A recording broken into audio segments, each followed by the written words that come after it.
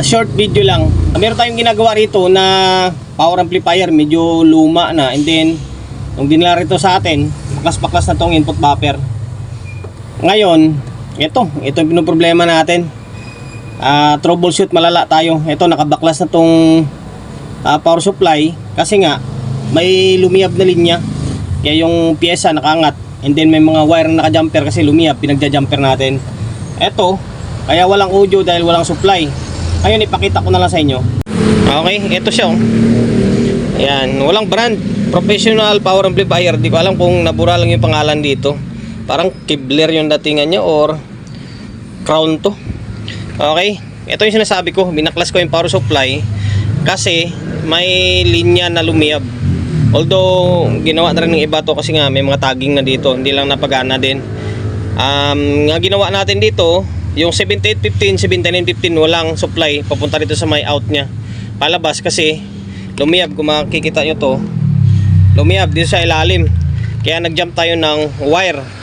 Okay, tapos meron voltahe na 7806 dito, dalawa, tapos palabas papunta dito yan. Ngayon, yung nilagay nila na value ng resistor, may nakalagay na nga sa board na 4.7K. Ang nilagay nila is 1.5K pala yung nakalagay na sulat sa my board or naka-indicate. Ang nilagay nila is 4.7. Ngayon binalik natin sa 1.5. Tapos sira yung Zener diode na 6.2. Ito siya, dito to. Yan, 6.2. Tapos ito yung resistor na ginamit nila, 4.7 yan. Ngayon, pinalitan natin ng 6. Wala akong 6.2, 6.8 ang nilagay ko eh. Okay, pasensya na kung dito pa lang sa pansamantala lang naman to. Dito ko pala nilagay. Mamaya ayusin ko rin naman yan kasi nga nagto-troubleshoot pa tayo or nagte-testing pa tayo. Ngayon, naging normal yung voltahe dito. Kompleto na siya. Ngayon, dako tayo dito. Ito na naman yung main point ko, yung audio tracer natin. Kaya napaka-importante kapag meron kayong audio tracer. Once na nagto-troubleshoot kayo ng tulad nitong due input or input buffer, laking tulong itong audio tracer natin. Ito lang siya. Ito yung amplifier ko. Ito rin yung amplifier niya. Tapos ito lang yung speaker nyo. Speaker din ng TV yan. Tapos supply niya. Ito lang, supply niya, 12 volts lang. Okay, na-off siya. Ngayon, plug natin. Buhay siya. Ground. Yung ground yan, siyempre common ground. Iga-ground mo siya dito. Yan, iga-ground mo siya dito. Tapos ito yung pinaka pang audio trace nya. Marinig nyo,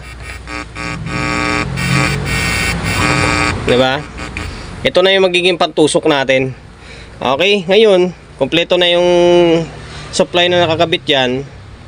On natin to. Okay, yan, lumagatik yung relay ng soft start.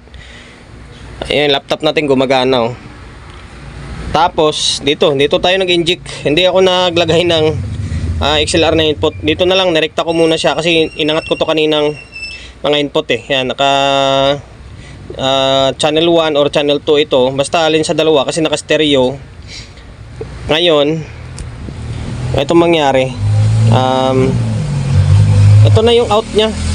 Ito supply, supply. Tapos dito supply din. Tapos ito yung out.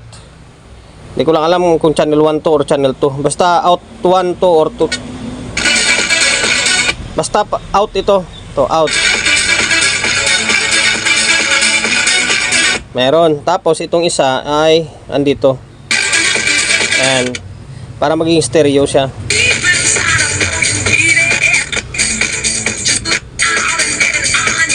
Okay. Ibig sabihin, normal na yung kwan dyan. Normal na yung audio nya. Inuwi ko sa bahay kagabi to. Inuwi ko sa bahay. Pinalitan ko yung 5532. Yan, kung makikita nyo, malinis na malinis siya. Oh. Parang mali pa yata nalagay ko. 4560 nalagay ko pala. 4558. Dito 5532. Bagay, pares lang naman yung 4558 and then 5532 is iisa lang din naman ng pin yan sila. Or pares lang naman sila dual amp. Okay? Mali pa pala yung nalagay ko. 558 pa pala. Okay, pero pares lang working, di ba? Kung marinig nyo. Kasi isa lang yung pin ng 4558 and then 5532. Ito. Tapos ito yung isa. Okay. Ang problema ko pa rito ay may supply ito na mataas. Dito mataas na supply ito dito. Galing siya nandito naman. Nandito sa lumiyab na linya naman ito. Sila nag-jump nito eh. Mataas yung voltahe diyan, parang higit 100 volts papunta rito. Papasok naman siya dyan sa may LM339. Okay, sana madali natin to. Pero dito sa audio is working na. Okay. Ibalik natin to and then proceed tayo sa may next step na dapat natin gawin. Meron tayong full video nito sa pinaka-eksaktong gawa natin. In case na magawa natin, sana magawa ko. And then panoorin nyo na lang sa may full, yung pinaka-full video nito kapag na-upload ko na. Okay?